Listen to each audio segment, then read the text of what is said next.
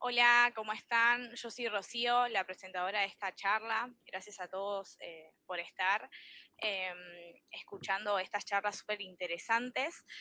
La que se viene ahora es sobre cirugía de epilepsia, que va a estar el doctor Marcelo Bartolucci, y también eh, va a estar María Marta Bertone. Marcelo Bartolucci es un neurocirujano dedicado a la cirugía de epilepsia. Actualmente está trabajando en el Garaham y Fleming. Y María Marta Bertone es la mamá de Feli, operado hace casi 12 años, y es la presidenta de la Fundación Hemisferectomía. ¿Cómo están? Muy bien. Hola, hola.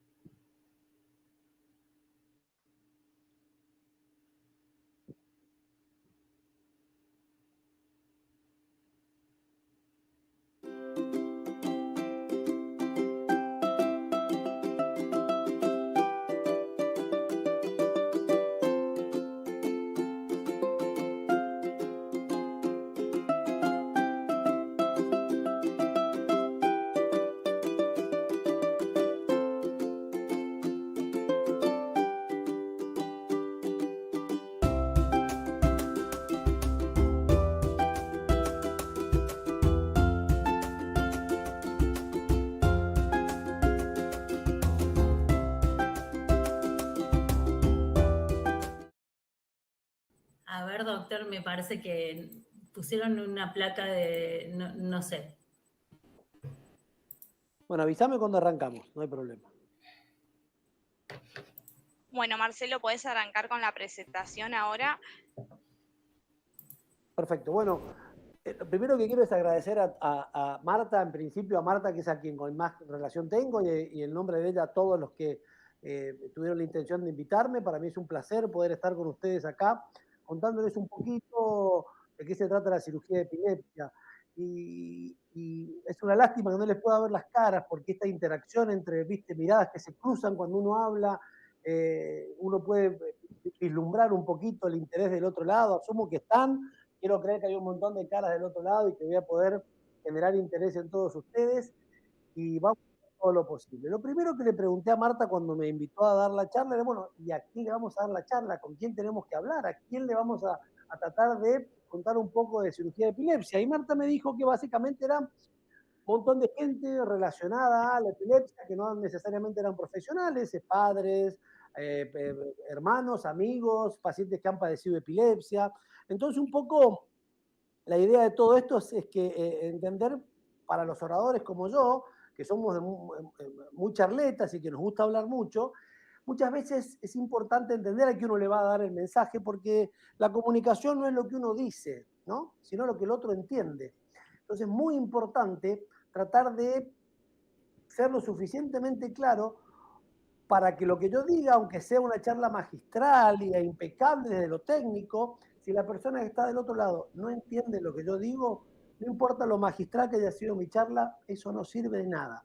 Entonces, básicamente, esta charla está apuntada a todas aquellas personas que no sean médicos, igualmente si le escucho un médico va a estar bien, con un rigor científico lo suficientemente simple y sencillo como para que sea entendido por la mayor cantidad de gente posible, tratando de explicarles a todos aquellos que no están involucrados directamente con el tratamiento, el diagnóstico o todo lo que tenga que ver con la epilepsia, es, bueno, intentar que puedan entender un poco mejor todo esto.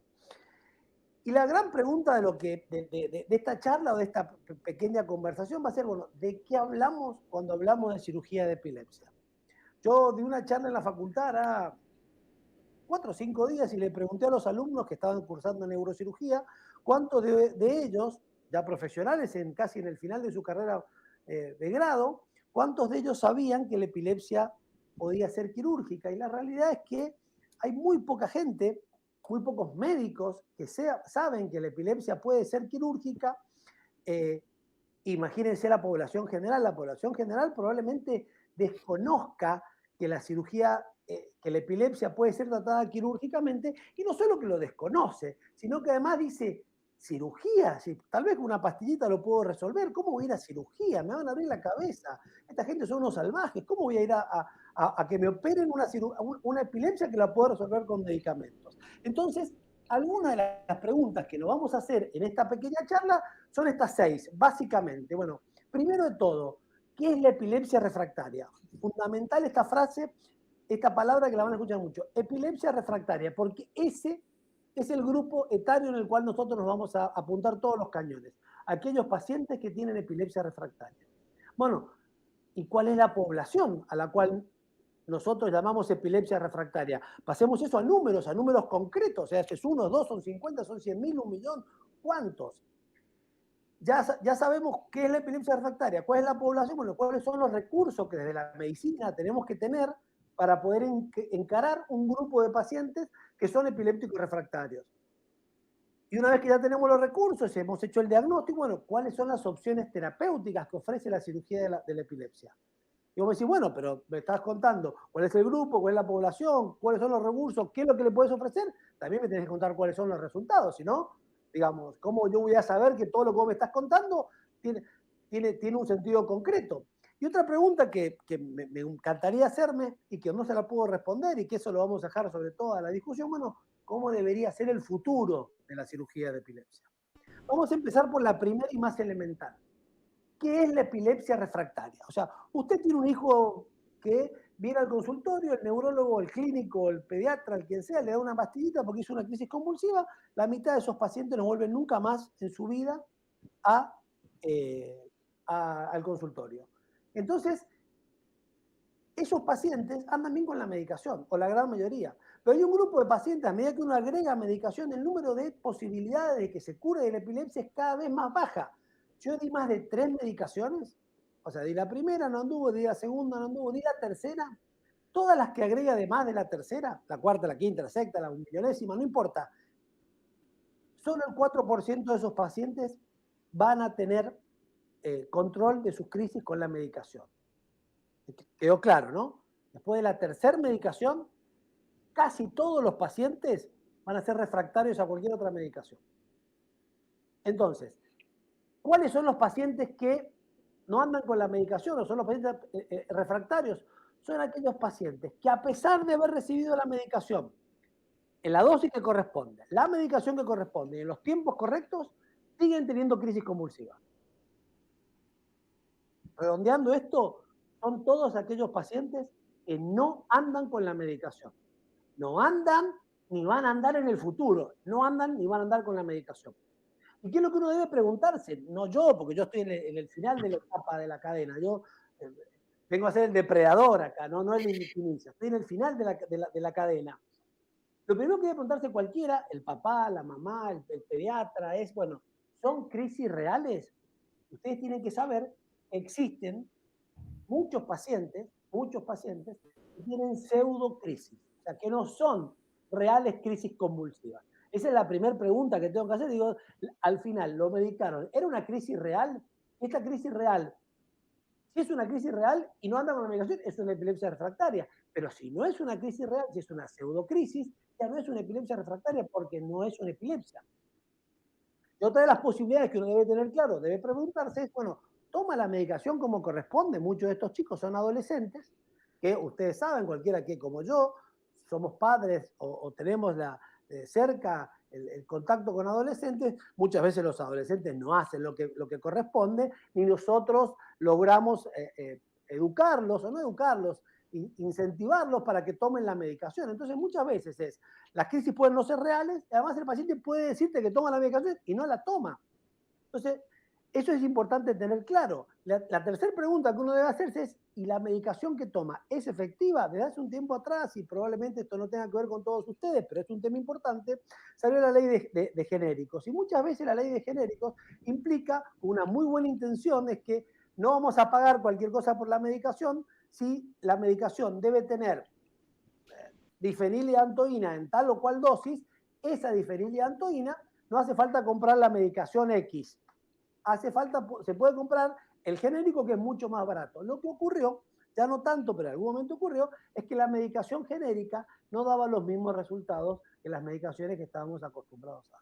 Queda claro el primer concepto. Epilepsia refractaria es aquella epilepsia que no se puede, que no anda ni va a funcionar nunca con medicación. ¿De qué población hablamos? En general, digo, cualquier población mundial, las estadísticas no son nuestras, porque en Argentina es muy difícil tener estadísticas serias, pero uno puede traspolar estadísticas de otros países bastante más organizados y serios que el nuestro, y más o menos entre el 0,5 al 2% de la población en algún momento de su vida tuvo una convulsión o tiene una epilepsia. Por lo cual es una población muy grande, ¿sí? El 20% de todos esos pacientes que alguna vez tuvieron una convulsión van a ser refractarios a la medicación. Y de ese 20% que son refractarios, la mitad son candidatos a tratar su epilepsia con cirugía. Sé que son muchos números y medio complejo, pero piensen que si en Argentina son 45 millones de habitantes, el último censo dio un poquito más, pero bueno, uno asume que hay entre 225.000 y 900.000 epilépticos, de los cuales entre 50 y 180.000 pacientes son candidatos a cirugía. Escucharon el número, ¿no? Vamos de nuevo. Entre 50.000 y 180.000 pacientes hoy en la Argentina andan dando vuelta por la Argentina y son candidatos a cirugía de epilepsia. ¿A qué? Ustedes me dirán, también, pero del 0,5 al 2 hay un 400% de diferencia. Eso tiene que ver con muchas cosas. Mientras los países son menos desarrollados o hay menos controles neonatales, por ejemplo, muchos pacientes nacen con trastornos neonatos o con asfixia o con mal control del embarazo. No es lo mismo un chico que nace en el África subsahariana o, no tan lejos, en el interior del Chaco, del impenetrable chaqueño, que aquel que nace en un hospital público, en una institución privada de la ciudad de Buenos Aires o de la ciudad de Manhattan. No es lo mismo, por eso la diferencia es tan grande. Pero fíjense que no solamente es un problema de cantidad de pacientes, miren en el número 3 los costos. Miren lo que cuesta un paciente epiléptico a una sociedad. Y estos costos, fíjense los valores, son la mayoría indirectos. ¿Qué significa? Cuando hablamos de costo, se me escucha bien, ¿no? Sí, bueno, perfecto. espero que sí. Sí, se escucha perfecto.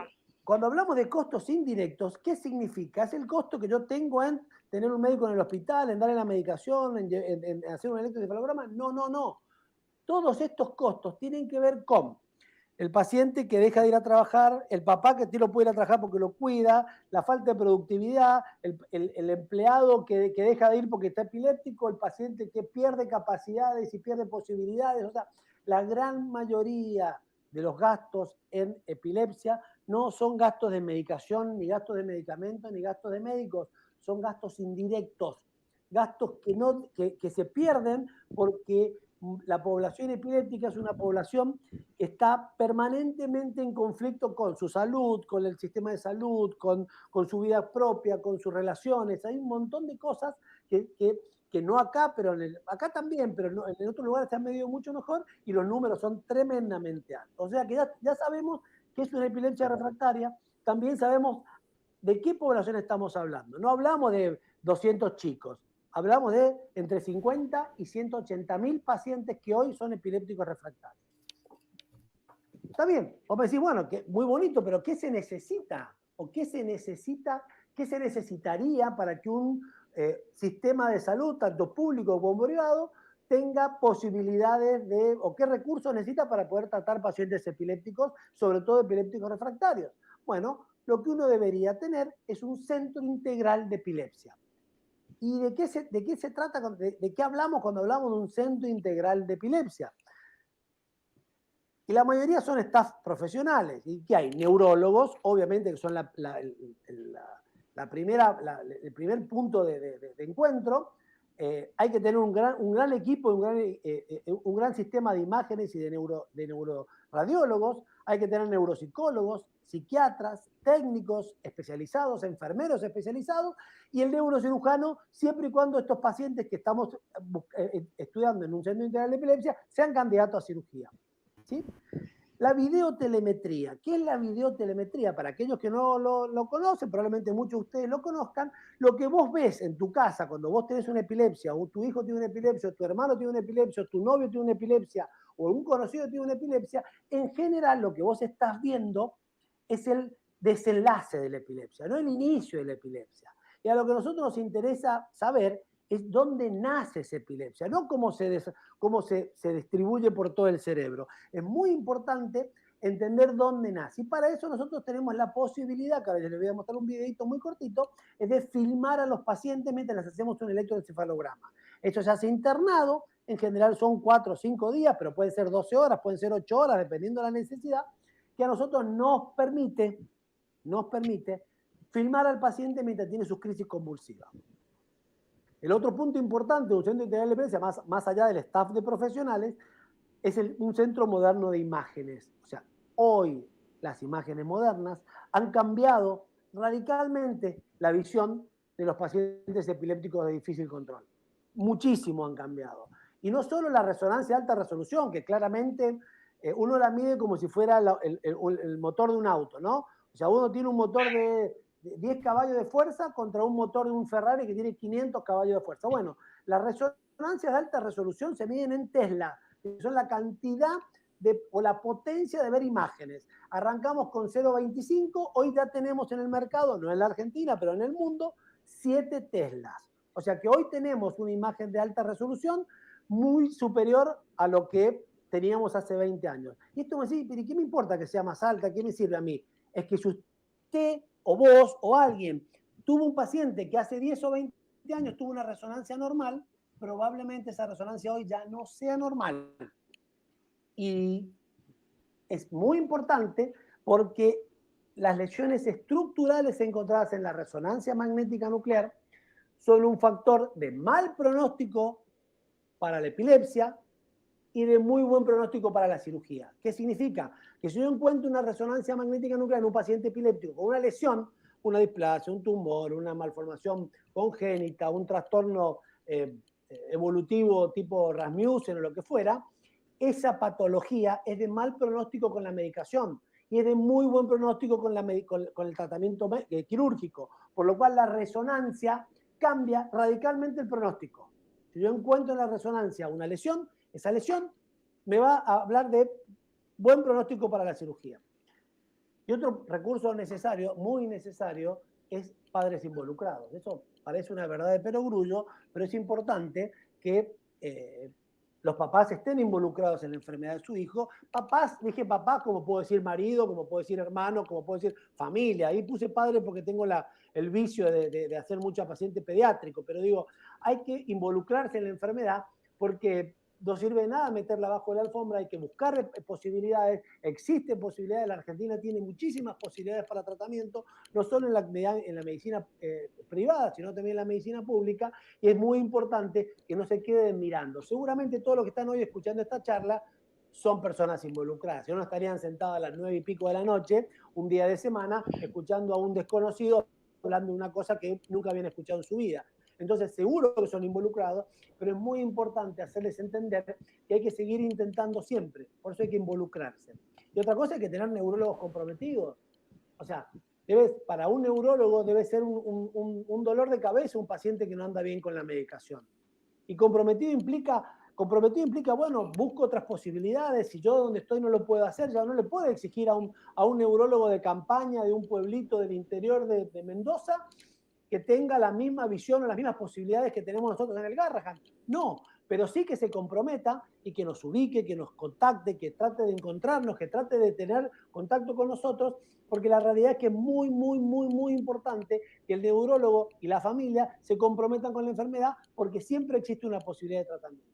Y todo esto que hablé se resume en una sola palabra, educación. Y no hablo de ir al colegio, ¿eh? Educación médica, educación a los padres, educación a los neurólogos, educación a la sociedad en general, digamos, sacar la epilepsia de ese cuarto oscuro que nadie conoce y que todo el mundo tiene miedo, y educar a todo el mundo, a todos los que están involucrados directa o indirectamente con la epilepsia, porque claramente cada vez somos más las personas involucradas en el tratamiento y cada vez nos acercamos más a un montón de gente.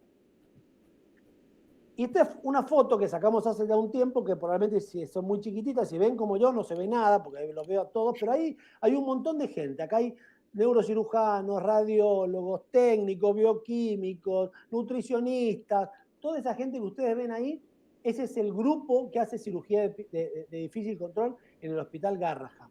Estamos hablando de, no cuento mal, pero van a haber 30 personas ahí. O sea, esto no es un trabajo solitario, esto es un trabajo en equipo, por lo cual la educación, el compromiso es lo más importante, más allá de los recursos que siempre son necesarios. Esto que yo les estoy mostrando acá, para que alguno que no lo ve, fíjense, es lo que ven acá a la izquierda, es un electroencefalograma, y acá está un pacientito nuestro que lo estamos filmando. Miren cómo ella cambia la actitud, y vimos cuando nace la crisis, todos podemos ver en el electroencefalograma cómo se desarrolla la crisis convulsiva. Esto cambió radicalmente el estudio de la epilepsia y mucho más el estudio de la cirugía de la epilepsia. ¿Por qué? Porque a nosotros nos permite ver el inicio de las crisis, qué relación tenemos con todo lo demás que hemos encontrado. Y fíjense cuando le dije que necesitamos un estudio de alta resolución, no les pido a los papás o a los pacientes o a cualquier persona que no sea médica, y no solo médica, sino que no sea neuroradiólogo, que entienda esto. Pero ven esas marquitas verdes que ustedes ven ahí. Esas marquitas verdes es una displasia cortical. Esto hace 10 años atrás no había ninguna forma de verlo. Ninguna. O sea, esto era una resonancia normal. Por eso les digo que estas imágenes de altísima resolución, con neuroradiólogos comprometidos, con neurólogos que le dicen dónde tienen que buscarlo, dónde creen que tienen que buscar, por los hallazgos del electroencefalograma, por el estudio clínico, digamos, hace que podamos ver estas pequeñeces que, insisto, hace 10 años atrás, no hace 100 años atrás, no en la época de Fino Quieto, no, hace 10 años atrás, en los mismos lugares que hoy estamos, estas resonancias eran diagnosticadas como normales. O sea que el paciente no tenía ninguna posibilidad o muy pocas. Hoy, si encontramos una lesión como la que estamos viendo en estas resonancias magnéticas, ¿qué es lo que nos hace? Lo que les dije hace 5 minutos.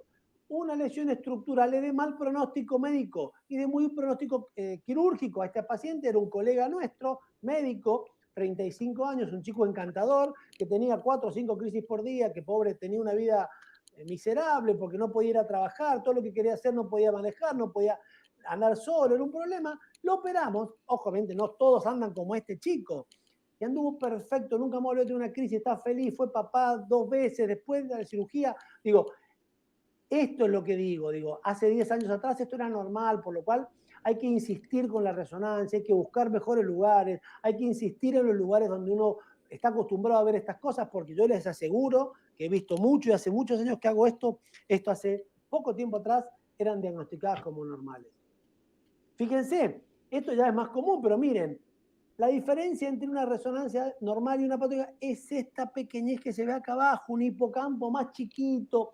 No son necesariamente grandes lesiones, por eso es muy importante que más allá de los recursos, la educación y el entrenamiento hace la diferencia. Hace la diferencia. Si no, en la Argentina no podríamos hacer lo que hacemos. Bueno, el ingenio, la capacidad, el tesón de los padres, el compromiso de los neurólogos hacen que nosotros estemos haciendo cosas que se hacen en el resto del mundo con un contexto que ya no se los voy a explicar, pero muy complicado. Ya sabemos cuál es la población, ya sabemos qué es una epilepsia refractaria, cuál es la población, qué es lo que necesitamos para estudiarlo, y ahora, bueno, cuáles son las opciones terapéuticas. De ese 50% que yo le dije, de ese 20% que eran refractarios, la mitad de esos pacientes pueden tener tratamiento quirúrgico, pero lamentablemente no todos los pacientes les podemos ofrecer tratamiento curativo. Tenemos un grupo grande de pacientes que tienen tratamiento curativo y un grupo grande de pacientes que pueden tener tratamiento paliativo. ¿Qué significa curativo? Es que yo lo opero con la idea de que nunca más en su vida vuelva a tener una crisis. ¿Lo logro en el 100% de los casos? No. Lamentablemente no. Pero si uno analiza todo el grupo de pacientes, 6,5 o 7 pacientes cada 10 que operamos están libres de crisis, ¿no? De los curativos. Y después tenemos pacientes que son, que no se pueden curar, que se pueden mejorar. Y ahora les voy a explicar cuál es la diferencia entre uno y otro. Cuando hablamos de curativos, ¿qué es lo que nosotros buscamos? O sea, todo lo que yo les mostré es para encontrar ¿qué? Esta palabrita que ustedes ven acá, área epileptogénica primaria. área epileptogénica primaria. Y no es ni más ni menos que el lugar donde nacen las crisis convulsivas. Si el área epileptogénica primaria es descubierta y está en un área resecable, el paciente se cura en el 100% de los casos. Lamentablemente, el área epileptogénica primaria puede estar en áreas elocuentes. ¿Qué es un área elocuente? Es un área que tiene una función concreta. La movilidad del cuerpo, la palabra, la vista, la memoria. Y muchos pacientes no están dispuestos a perder eso por tener la posibilidad de quedarse libre de crisis. Es un feedback muy complejo y muy finito, pero el área epileptogénica primaria, si uno la reseca por completo, se curan todos los pacientes. Y usted mira, pero ¿por qué curaste al 60 y no al 100%? Porque el área epileptogénica primaria no siempre la podemos encontrar, lamentablemente. Y entonces, dentro de las curativas, que es esto de resecar el área epileptogénica primaria, hay un montón de variantes, cómo hacemos, cómo llegamos, que no tienen sentido. Podemos hacer resecciones, o sea, sacar el área esa epileptogénica primaria o desconectarla del resto del cerebro. Dejarla dentro del cráneo, pero desconectada. ¿Estamos? Y después, cuando el área epileptogénica primaria es bilateral, o sea, está en más de un lugar, o sea, es bilateral de los dos lados, o es multifocal, hay más de un área epileptogénica primaria, encontramos 4, 5, 10, entonces el paciente deja de ser un paciente con tratamiento curativo y pasamos a los tratamientos paliativos, donde hay un montón. La callosotomía es el más viejo, uno desconecta una parte medial de un hemisferio con el otro y uno mejora las caídas, mejora los cuadros que muchas veces se tienen, pero no los curamos a los pacientes. Y después tenemos lo que es el VNS, que es el Vagal Nerve Stimulation, que es la estimulación del nervio vago, y después tenemos el DBS, que es el Deep Brain Stimulation, es la estimulación cerebral profunda. Esto se llama neuromodulación y lo utilizamos como un tratamiento paliativo. No intentamos curar, pero sí intentamos mejorar. ¿Queda claro? Entonces hay dos opciones terapéuticas bien marcadas, aquellas que son curativas y aquellas que son paliativas. Para todo esto necesitamos los recursos que yo le conté antes y estudiar a los pacientes. ¿Cuáles son de las opciones terapéuticas las etiologías más comunes? ¿Qué es la etiología? Es la causa. ¿Sí? La esclerosis mesial temporal, que es la atrofia de la parte más profunda del lóbulo temporal, es la causa más común de epilepsia del lóbulo temporal en los adultos. Las displasias corticales es actualmente la causa más común de epilepsia de difícil control. ¿Está claro? Por otro lado, después tenemos las epilepsias hemisféricas. ¿Qué significa? Que el área epileptogénica primaria es todo un hemisferio. Y ahí hay dos grandes etiologías, que es la encefalitis de Rasmussen y la hemimegaloencefalía. Y después hay otras lesiones que se pueden asociar a epilepsia de difícil control, como son los tumores, las lesiones vasculares o asociación entre tumores y displasias corticales, entre vasculares y displasias corticales, pero básicamente estas 3 o 4 etiologías, causas, generan el 90% de las epilepsias. ¿Cuáles son los resultados? O sea, está bien, ya lo diagnosticamos, ya sabemos cómo es, intentamos y lo cura. De los curativos, las lobectomías temporales, que son las más comunes, 2/3 de los pacientes nunca más van a tener crisis. El 66% de los pacientes que operamos, bien diagnosticados, con un buen diagnóstico, una cirugía segura, no van a tener más crisis convulsivas. Pero eso es que no tienen más crisis. Pero 9 de cada 10 pacientes al menos mejoran. Por lo cual la epilepsia del lóbulo temporal es una epilepsia que anda muy bien. Las displasias corticales es exactamente lo mismo, 2/3 están sin crisis, pero acá hay un detalle muy importante. Si uno saca la displasia cortical, en general, saca el área epileptogénica primaria. ¿Qué es lo que ocurre? El tercio que falta acá, no lo curamos o porque no las vemos o porque está en áreas elocuentes donde los pacientes no están dispuestos a perder funciones, y eso hace que solamente 2/3 de los pacientes de displasias corticales estén sin crisis. ¿Estamos? Pero si uno separa a las displasias corticales y las pone en unas áreas del cerebro que las pueda resecar por completo, este 2/3 sería 3/3. Serían todos los pacientes andan bien. Lamentablemente no es así. Y en las hemisféricas, que cualquiera que haya visto o haya escuchado esto va a pensar que esto es una salvajada, que es sacarle o desconectarle un hemisferio a un paciente. Marta puede hablar muchísimo de esto porque es la presidenta de una fundación que acompaña a pacientes con esta patología. Fíjense, también 2/3, y acá no es 2/3, es 2/3 es un número para que entiendan.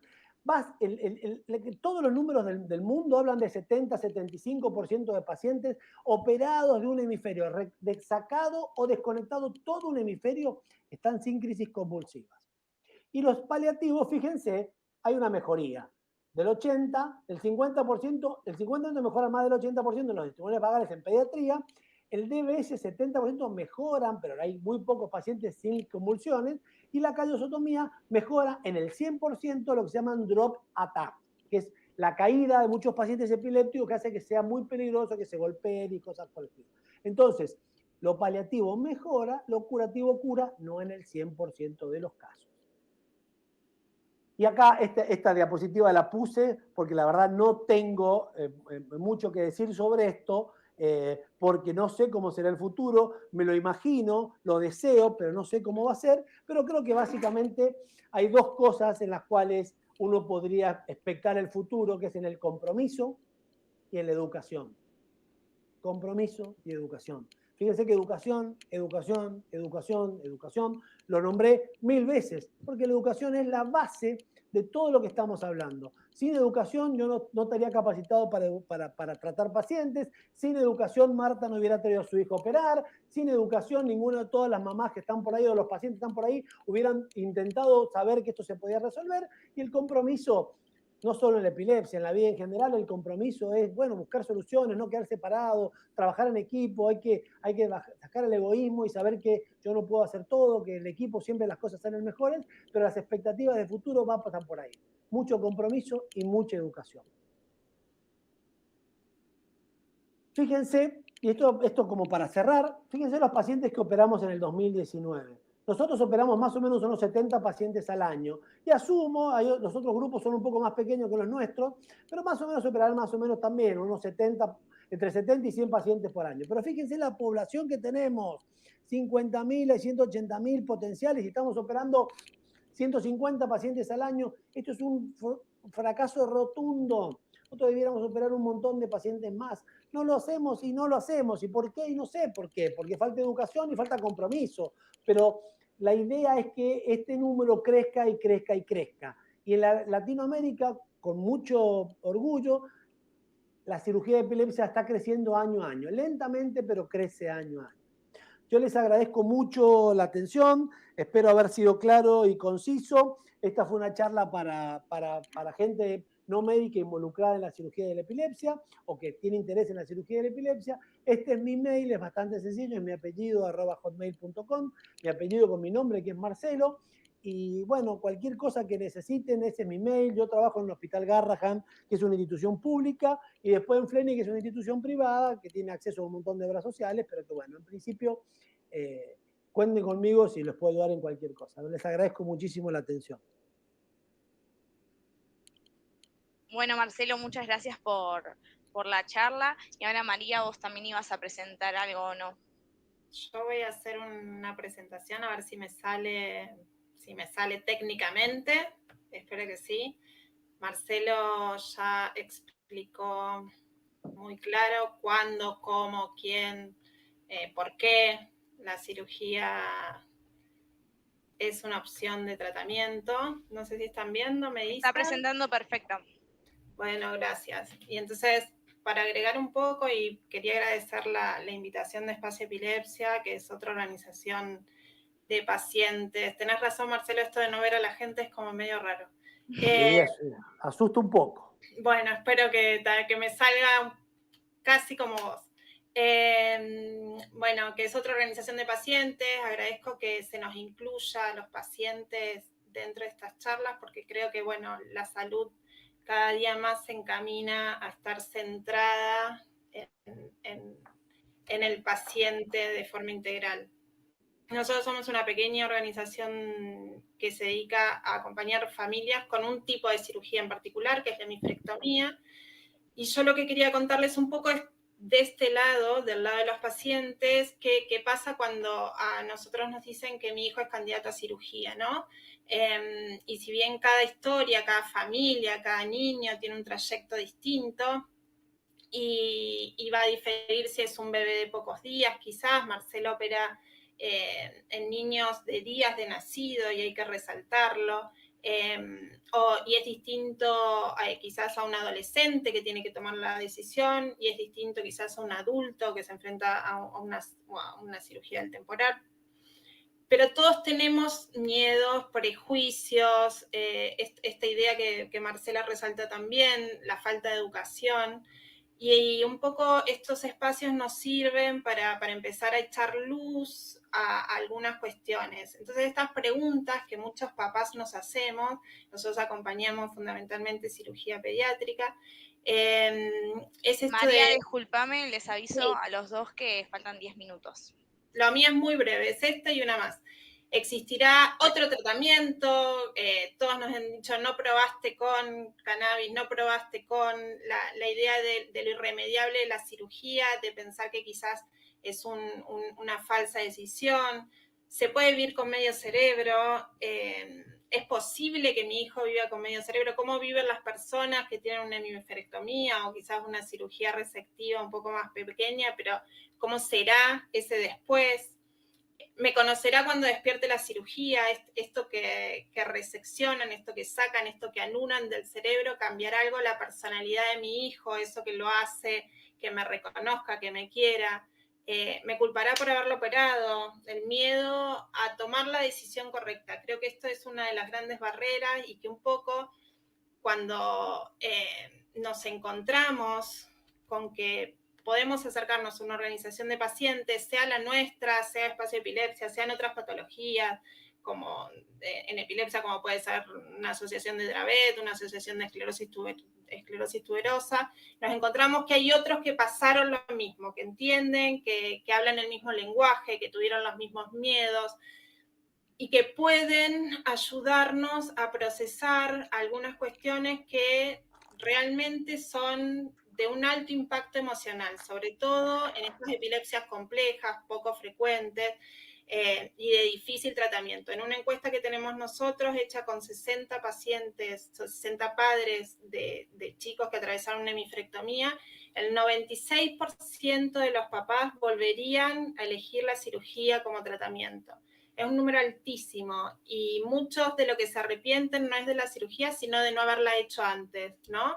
Esta idea de que quizás hubieran obtenido mayores ganancias. Y el 94% considera que la calidad de vida de su hijo mejoró notablemente post cirugía, aún con algunos aspectos discapacitantes que pueden tener luego de una cirugía de epilepsia tan grande como puede ser una hemiferectomía. ¿Qué hacemos en Fundemi brevemente? Solamente para que sepan, además de brindar la contención emocional que les contaba en un momento muy difícil, muy crítico para la familia, tenemos profesionales psicólogos si alguna familia lo requiere, si los hermanos lo requieren, si el propio paciente lo requiere. Muchos pacientes ahora también están empezando a operarse jóvenes adultos y entonces poder hablar con otro que también tomó la misma decisión de operarse como yo y que me lo puede contar en primera persona, nos ayuda a alivianar el camino, a que esta decisión tan difícil pueda ser tomada con la mayor tranquilidad posible. Ofrecemos asesoramiento legal, bien decía Marcelo, en Argentina contamos con enormes servicios públicos y también hay centros privados que lo hacen y las leyes son muy claras en que el tratamiento quirúrgico tiene que ser cubierto tanto por la ley de epilepsia, que todos los que están escuchando acá deberían conocerla y hacerla cumplir, que obliga a cubrir los tratamientos de manera integral, pero también la ley de enfermedades poco frecuentes y la ley de discapacidad, pero bueno, desde de la teoría a la práctica muchas veces es necesario judicializar los pedidos, a veces desde el prequirúrgico, y bueno, tenemos abogadas que asesoran gratuitamente para hacer, si hubiera que judicializarlo, a veces simplemente con una carta de documento se agilizan los pedidos tanto prequirúrgicos o quirúrgicos. Tenemos algunas ayudas económicas, el año pasado empezamos con este proyecto, están focalizadas únicamente para familias que tienen la indicación de la hemisferectomía como tratamiento, si bien, otra vez, las familias en condiciones vulnerables cuentan con un montón de apoyos tanto en el servicio público y hay organizaciones que ofrecen alojamiento y los traslados están cubiertos, a veces están cubiertos para uno de los referentes parentales, pero no para los dos. Y cualquier persona que haya estado internado una semana sabe de los gastos extraordinarios que uno tiene en comida, datos móviles, etcétera. Y bueno, empezamos a hacer este tipo de ayudas económicas. El año pasado también hicimos un programa piloto, una ayuda económica para un tratamiento post-rehabilitación. Ojalá la podamos mantener. Esto se mantiene únicamente con aportes privados generosos, no tenemos ninguna ayuda de otro tipo, pero bueno, creemos que es importante facilitar de alguna manera a las familias que tienen una condición económica vulnerable, que en estos momentos puedan tener la mayor ayuda posible. Y después tenemos, breve, termino, información de calidad, tenemos guías de implicancia, que implica luego vivir con un solo hemisferio cortical para ayudar a las maestras, a los docentes, a las mismas terapeutas que muchas veces nunca se enfrentaron con un paciente con estos desafíos. Realizamos conferencias, el mes que viene hacemos la 4ª Conferencia Internacional sobre Hemisferectomía en Madrid y ofrecemos charlas, webinarios, bueno, un poco lo que todas acá en Espacio Epilepsia también sé que militan muchísimo. Y por último trabajamos en red. Formamos parte del capítulo argentino del Buró para la Epilepsia, formamos parte de la comisión directiva de la Federación Argentina de Enfermedades Poco Frecuentes, formamos parte de la Federación Internacional contra los Espasmos Infantiles o Síndrome de West, como lo conocemos acá.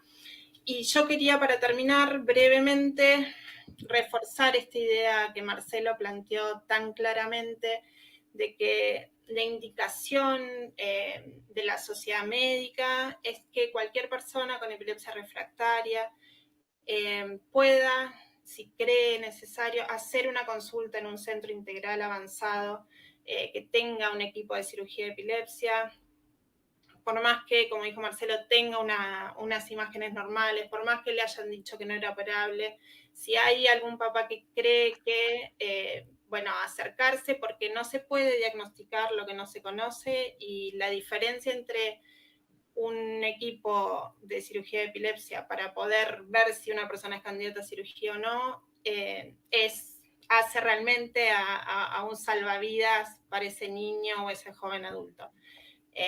Estamos a disposición de todos, esos son nuestros medios de contacto, en lo que podamos ayudar, acá estamos. Bueno, muchísimas gracias a los dos. Fue una hermosa charla, súper clara, así que bueno, muchas gracias a los dos. Ahora también dejaron unas preguntas y unas dudas sobre esto, ¿no? Una de las preguntas era si hay una edad mínima para realizar la operación. Eso es un enorme mito. Uno de los tantos mitos que tenemos que voltear. Cuando uno agarra y lee, hablo de la hemisferectomía, que probablemente sea la cirugía más brava que tenemos, es una cirugía donde hay una desconexión hemisférica grande, donde son pacientes con poco peso, donde convulsionan desde el minuto 0 casi del nacimiento, digamos, cuando uno lee los artículos de revistas internacionales, con gente que como nosotros, o con más experiencia que nosotros, que escribe sobre esto, ellos aconsejan no operar nunca un paciente de 9 kilos. Un paciente con epilepsia todos los días, varias crisis por día, alimentado con una sonda nasogástrica, porque no se puede alimentar porque no puede tomar ni la teta, no va a llegar nunca a los 9 kilos. No va a llegar nunca a los 9 kilos. Entonces digo, ¿cuándo se opera? Cuando se diagnostica. Cuando estamos seguros que eso hay que operarlo. No, pero es peligroso. Bueno, es un problema mío en todo caso. No es un problema del chico, ni es un problema del papá, es un problema mío. Si yo no me quiero hacer cargo de este problema, hago otra cosa. Pero digo, si yo quiero resolverlo, digo, tengo el diagnóstico, lo tengo que operar. No me importa qué edad tenga. Entonces digo, es un mito. Yo he operado y reoperado a la semana pacientes de 4,5 kilos. Pero porque soy un capo mundial, no, porque es lo que hay que hacer, no es que lo hago. A mí me encantaría poner uno de 9 kilos, que sangre, que le pase media bolsa de sangre y se resuelva. No, bueno, Pero si lo espero que tenga 9 kilos, lo voy a operar en unas condiciones mucho peores neurocognitivamente. A mí no me va a joder, a mí me va a venir súper bien porque yo voy a estar mucho más seguro. Pero digo, compromiso, vamos de nuevo con el compromiso, hay que comprometerse. Y no Muchísimas solo gracias. eso, sino específicamente en la hemisferectomía, digamos, antes no operábamos pacientes menos de 9 kilos, no operábamos pacientes que no tuvieran hemiparesia, no operábamos pacientes que no hubieran perdido el habla si eran izquierdos. Después los operábamos cuando ya habían perdido el habla, habían perdido la palabra y no los recuperábamos más. Eso se acabó. Se acabó. Y me hago responsable. Se acabó. Vamos a operar a todos aquellos pacientes que no han operado y hablaremos con la familia. Si la familia no está de acuerdo, con honestidad brutal, como suelo decir las cosas yo. Pero si la familia está de acuerdo, nos vamos a comprometer y lo vamos a resolver cuando haya que resolverlo. O sea que no hay una edad mínima para operarse. No. Muchas gracias. No todo eso, estoy enojado.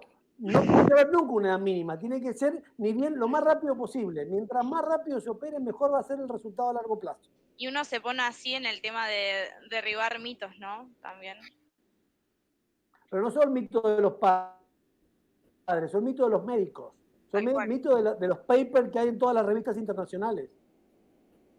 Un poco también esto que Marcelo dice que es compromiso y a veces es inercia terapéutica, ¿no? Creer que, bueno, probamos un fármaco más, probamos otro fármaco más y es más difícil a veces acompañar la decisión de decir, bueno, este chico va a ir a cirugía y eso supone un compromiso. Esto que Marcelo dice, compromiso, es así, o sea, quizás para el equipo médico derivar, decir, bueno, hasta acá no llego, pero bueno, esta semana cumplió 1 año sin crisis, una bebita que Marcelo operó en Garraham, con menos de 90 días, porque tuvo un neurólogo comprometido en el interior del país que la derivó, que sabía lo que estaba viendo, que sabía cuál era el diagnóstico y que sabía cuál era, porque se había formado y volvió a su provincia y la derivó oportunamente. Y esa bebé cumplió más días sin crisis, muchísimos más días sin crisis en este año de vida que los que podría haber tenido si no era operada. Entonces, en esto creo que cuanto más difundamos el cambio de vida que tienen los bebés, los niños, los adultos que están operando también, aún con cirugías grandes como la hemisferectomía, eso va a hacer que poco a poco nos animemos un poco a ver que la calidad de vida de los pacientes cambia diametralmente. Acá no hay términos medios, digamos. Y la línea de adultez también se corrió. Totalmente. Antes venía una mujer, yo operé a una mujer hace ya muchos años, de 60 y pico de años, de una epilepsia, me decía, ¿cómo la vas a operar? Digo, pero tiene 60 años, le quedan 20, 30 para vivir. Nunca más volví a tener una convulsión, y la verdad, digo, ¿por qué no me operé antes? Bueno, tampoco hay un límite superior, digamos. Lo que hay que tener es diagnóstico y tratamiento si corresponde. La cirugía no es para todos, pero para el que es. No hay otra cosa. Es un cambio muy grande. Y bueno, les comento otra pregunta, así vamos cerrando con esta charla, que es, preguntaron, no tengo epilepsia refractaria, pero los efectos secundarios de la medicación me molestan demasiado. ¿Puedo acceder a una cirugía por eso? Siempre y cuando tengamos el área epileptogénica primaria determinada en un área factible de resecar, sí. Pero puede que no lo sea. Puede que no sea una epilepsia focal, puede que sea una epilepsia de otro tipo. O sea, el concepto de epilepsia refractaria más epilepsia focal más un área epileptogénica primaria encontrada en los estudios, eso hace un paciente quirúrgico. Y los efectos de la medicación tienen la misma cantidad de complicaciones que los efectos de la cirugía. O sea, hoy la medicación tiene la misma morbilidad. Usted sabe la diferencia entre morbilidad y mortalidad. Mortalidad que el paciente se muere. Por morbilidad que el paciente que tiene algún daño o algún problema. Hoy la medicación tiene más o menos un 4% de morbilidad en los pacientes epilépticos, con un 4% de morbilidad en los pacientes quirúrgicos. Ni siquiera la cirugía tiene más morbilidad que la medicación. Perfecto. Le hago una pregunta más. Bueno, vuelvo de vuelta, me trabé. Después de la cirugía, ¿se sigue necesitando medicación? En un porcentaje grande de pacientes, sí. Más o menos un 30% somos capaces de sacarle toda la medicación. no en el 100% de los pacientes. ¿Y esto a qué obedece? Obedece a un montón de cosas. En principio obedece a que el paciente deje de tener crisis, fundamental, si sigue teniendo crisis en una medicación, que el paciente tenga un electroencefalograma bastante normalizado después de la cirugía, y que el neurólogo no sienta o el paciente no sienta que la medicación es un paraguas que le puede psicológicamente ayudar. Yo, por mí, no soy neurólogo, por suerte o por desgracia, no sé. Yo le sacaría la medicación a todos los pacientes que no tienen crisis convulsiva, pero yo como soy medio blanco-negro, no tengo en el medio nada. Para mí, un paciente que no va a volver a ver, si necesita medicación, hay una carga emocional en la medicación. Yo nunca tomé medicación anticonvulsivante, pero siento que hay una carga emocional, ¿no? Sí, muy grande. Es como pelearte con tu novio y seguir trabajando en el mismo lugar. Tal cual. Todo el tiempo la vea, la medicación está ahí, la ve, la puta, yo estoy en lo mismo, la cosa, y bueno, eso es fundamental, es sacarte el pasado. Pero bueno, no en todos los pacientes se puede, lamentablemente. Pero sí a se veces puede en hay algunos. una reducción de la medicación. A veces, como todas las epilepsias refractarias y tan complejas, muchas veces hay un politratamiento farmacológico en la búsqueda de controlar las crisis o hasta que se llegue a la cirugía o porque todavía no se diagnosticó. Y en ese politratamiento uno consume muchísimos fármacos en altas dosis y entonces a veces no se puede retirar toda la medicación, pero sí se puede ir sacando algunas, con lo cual hay menor carga. A veces lleva tiempo, anecdóticamente, mi hijo lleva 12 años sin crisis y ya lleva 3 sin medicación. Así que, bueno, los protocolos también farmacológicos post cirugía de epilepsia todavía también se están armando en algún punto, así que a veces es lo que dice Marcelo, es cada caso, cada familia, cada paciente y la intuición de... Y hay muchas experiencias personales. Yo soy medio cabeza dura y lo que creo, con convicción lo mantengo, pero yo tengo un paciente que lo había operado de un tumor, un tumor X que solo se tiene crisis, que hacía 10 años que estaba sin crisis. Saquemos la medicación. Al otro año hizo una crisis convulsiva, hizo un infarto hemisférico y el chico quedó hemipléjico. Cuando volvió, y te la tenía que sacar, qué sé yo, son parte, digamos, de la estructura, no necesariamente siempre que saca la medicación tiene la certeza de que va a funcionar bien. Lo que digo es, hay que intentarlo, y este caso es un caso extremo. En el peor de los casos, si tenemos una crisis nueva, bueno, habrá que recolocar la medicación, suele ser frustrante, pero también es bueno sentir que uno puede sacar medicación, ¿no? Como dijo Marta, no se saca de un día para otro, pero la idea un poco es tratar de sacarla si se puede. Bueno, muchísimas gracias a los dos. Una última cosita. Sí. Yo siempre se lo digo a Marta, que es importante. La genialidad de los foros, que están en todos lados. Digamos, yo voy a comer a un restaurante y no quiero que me diga el dueño comer, porque el dueño me dice que está bueno el restaurante. Quiero que me diga el tipo como yo que va a comer. Entonces la gente le cree más a Marta que a mí. A mí no me creen. Yo le digo, mirá, que te van a dar fenómenos. Yo me dice, no. Me lo dice Marta, que ya pasó por esta, se la creo, pero a vos no te la creo. Porque es como el que te vende un peine en el tren, ¿viste? Decís, pero vos, ¿en serio que es bueno el peine que me vendés? Es buenísimo. Si te lo dice uno que ya lo compró, se lo comprás, ¿o no? Y eso pasa mucho.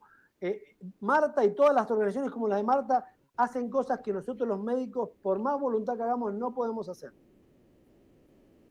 Creo que nos complementamos, creo que uno da una visión de quien es par y pasó por lo mismo y tratamos de acompañar de la mejor manera el excelente trabajo que hace, bueno, Marcelo en este caso, pero hay otros cirujanos. Es bueno que sepan que hay varios cirujanos, hay varios centros de cirugía de epilepsia, hay en el interior también del país, poco a poco se van formando. Y bueno, la idea creo que para reforzar es pensar que la cirugía es un tratamiento efectivo para las epilepsias en las cuales está indicada y que se tiene que consultar, que se tiene que ir a un centro. Quien tiene que decidir si alguien es candidato a una cirugía es un equipo experimentado que sepa de lo que está hablando. Me parece súper interesante que todo, ¿no? Como que es todo un equipo, es súper necesario el médico como la persona que apoya, así que realmente es muy importante eso. Bueno, gracias a los dos por la información, fue muy clara, como lo digo. se entendió muy bien. Y bueno, por responder también las preguntas y por lo que están acá escuchando las charlas. Así que gracias a todos.